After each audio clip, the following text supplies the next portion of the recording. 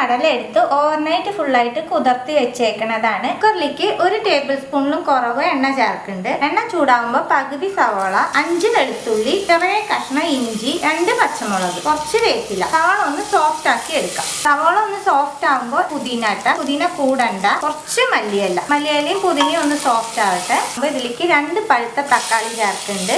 ഈ കൂട്ടാൻ സമയമില്ലാത്ത സമയത്ത് ബാച്ചിലേഴ്സിനും ഒക്കെ റെഡിയാക്കി വെച്ച് കഴിഞ്ഞാൽ രാവിലെ ബ്രേക്ക്ഫാസ്റ്റിന്, മുട്ടയ്ക്ക്, ഊണിനും ഒക്കെ കൂട്ടാൻ പറ്റൂട്ട. അത്രയും എളുപ്പത്തിൽ ഉണ്ടാക്കാനും പറ്റും. നല്ല ടേസ്റ്റിലുള്ള ഒരു കൂട്ടാനും കൂടിയാണ്. തക്കാളി സോഫ്റ്റ് ആക്കി എടുക്കാം. തക്കാളി സോഫ്റ്റ് ആകുമ്പോൾ ഇതിലേക്ക് കുറച്ച് നാളികേരക്കൊത്ത് ചേർക്കുന്നുണ്ട്. നാളികേരക്കൊത്ത് കളറൊന്നും മാറണ്ട, ഒന്ന് ചൂടായാൽ മതി. നാളികേരക്കൊത്തും ചൂടാവുമ്പോൾ ഫ്ലെയിം ഓഫ് ആക്കിയിട്ട് ഈ മിക്സ് തണുത്തതിന് ശേഷം വെള്ളം ചേർക്കാണ്ട് ഫൈനായിട്ട് അരച്ചെടുത്തിട്ട് വരാം. കുക്കറിലേക്ക് 1 ടേബിൾ സ്പൂൺ എണ്ണ ചേർക്കുന്നുണ്ട്. എണ്ണ ചൂടാവുമ്പോൾ 1/4 ടീസ്പൂൺ പെരിഞ്ജീരകം, 1/4 ടീസ്പൂൺ ചെറിയ ജീരകം, ചെറിയ കഷ്ണം പട്ട, 3 ഗ്രാമ്പ്, 2 ഏലക്ക, കുറച്ച് വേപ്പില, 1/4 ടീസ്പൂൺ മഞ്ഞൾപ്പൊടി, 1 ടേബിൾ സ്പൂൺ മല്ലിപ്പൊടി, പച്ചമുളക് ചേർത്ത് അരച്ച കാരണം മുളക് പൊടി ചേർക്കണില്ല, 1 ടീസ്പൂൺ കാശ്മീരി മുളക് പൊടി. എല്ലാം കൂടി ഒന്ന് മിക്സ് ചെയ്ത് കൊടുക്കാം. പൊടികൾ കരിയെടുത്തിട്ട മിക്സ് ചെയ്യുമ്പോൾ. ഇനി കടലക്കൂട്ടാൻ വെക്കുമ്പോൾ ഈ രീതിയിൽ ഒന്ന് ട്രൈ ചെയ്ത് നോക്കോട്ടാ. നിങ്ങൾക്കൊക്കെ തീർച്ചയായിട്ടും ഇഷ്ടാവും. അടിപൊളി ടേസ്റ്റ് ആണ് ഈ കൂട്ടാന്. പെട്ടെന്ന് റെഡിയാക്കി എടുക്കാനും പറ്റും. പൊടികളെ എണ്ണയിൽ നല്ലോണം മിക്സ് ആയി കൊടുത്തതിന് ശേഷം നമ്മൾ അരച്ച് വെച്ചേക്കണ പേസ്റ്റ് ചേർക്കാം.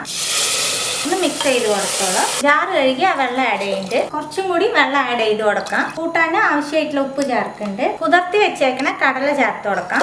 എല്ലാം മിക്സ് ചെയ്ത് കൊടുത്ത് ഒന്ന് തിളക്കട്ടെ. കൂട്ടാൻ നല്ലോണം തിളച്ചിട്ടുണ്ട്. അടച്ചു വെച്ച് നമുക്ക് 3 വിസിൽ വിട്ടെടുക്കാം.